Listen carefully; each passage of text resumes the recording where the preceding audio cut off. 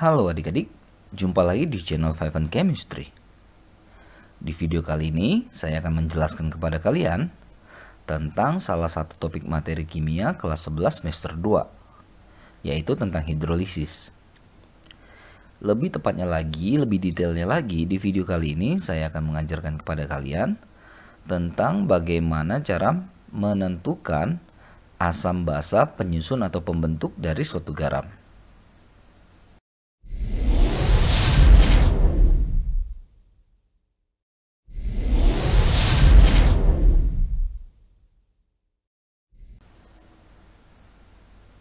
Oke, seperti yang saya katakan tadi, di video kali ini saya akan mengajarkan kepada kalian gimana sih caranya menentukan asam atau basa pembentuk atau penyusun dari suatu garam. Rumus kimia asamnya seperti apa, rumus kimia basanya seperti apa, tergolong asam kuat atau asam lemah, basa kuat atau asam lemah. Lalu nanti pH campuran mereka itu berapa, lalu sifat garam itu nanti akan seperti apa. Itu yang akan kita kerjakan ya di pertemuan kali ini. Oke, kenapa sih harus tahu asam basa penyusun atau pembentuk dari suatu garam? Nah, di materi hidrolisis ini nanti kita juga akan menentukan pH-nya ya, pH campuran. Jadi untuk menentukan pH campuran ini ya, dari asam kuat dengan basa kuat, asam kuat basa lemah, asam lemah basa kuat, asam lemah basa lemah, itu keempatnya itu akan menggunakan cara yang berbeda atau rumus yang berbeda. Jadi mutlak kita harus tahu asam basa penyusun dari suatu garam ini, termasuk kekuatannya. Oke, nah di sini saya kasih tabel ada 12 larutan garam. Mudah-mudahan nanti kalau 12 ini udah bisa ya, untuk soal-soal yang nanti kalian punya di buku kalian masing-masing, kalian sudah bisa ngerjain. Oke, langsung aja ya, saya mulai dari nomor 1. Nah, ini ada garam NaCl, suatu larutan garam yang sangat terkenal ya, natrium klorida. Nah, ini kan berasal dari ion Na+ dengan Cl-. Na+ itu dari logam Na golongan 1 ya. Nah, pasti basa yang terbentuk adalah NaOH. Karena Na+ tambah OH- jadi NaOH. Suatu basa yang kuat. Sedangkan Cl- itu dari asam klorida HCl, suatu asam yang kuat. Nah, jadi kuat ketemu kuat, nah, asamnya kuat, basanya kuat, pH yang dihasilkan tuh 7 ya, sifatnya netral. Oke. Nah, NH4Cl, NH4 plus Cl-. NH4 plus itu tambahin aja dengan OH-, jadi NH4OH. Suatu basa yang lemah.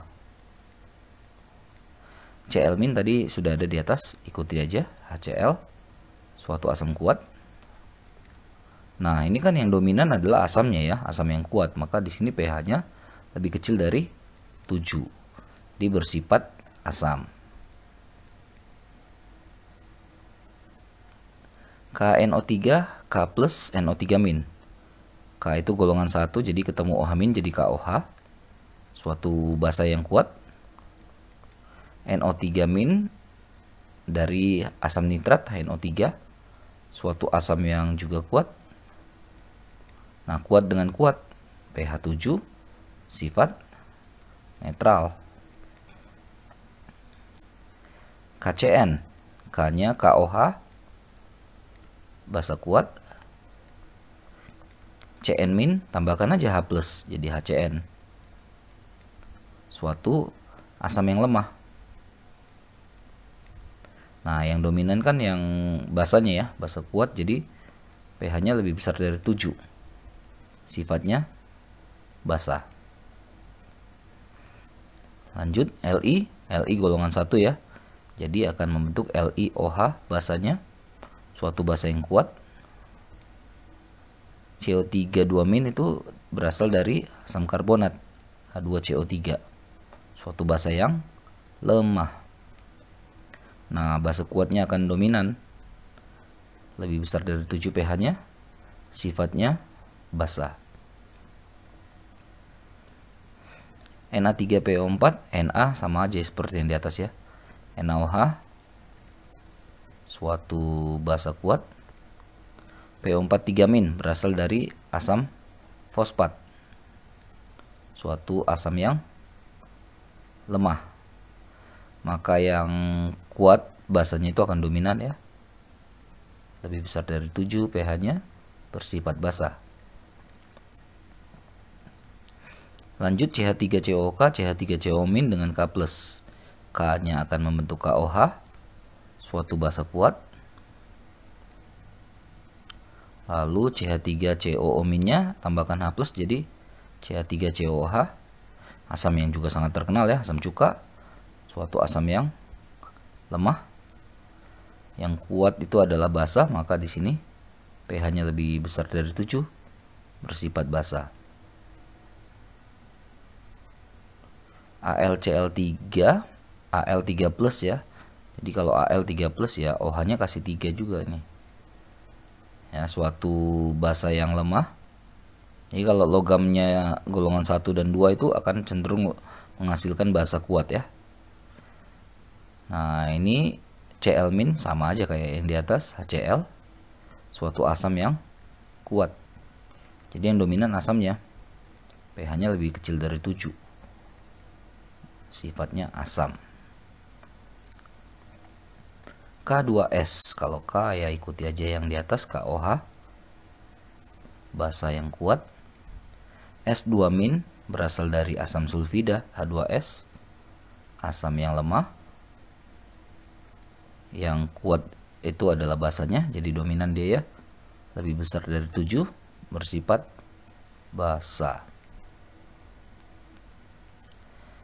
CaF2, Ca golongan 2, maka OH-nya juga ada 2.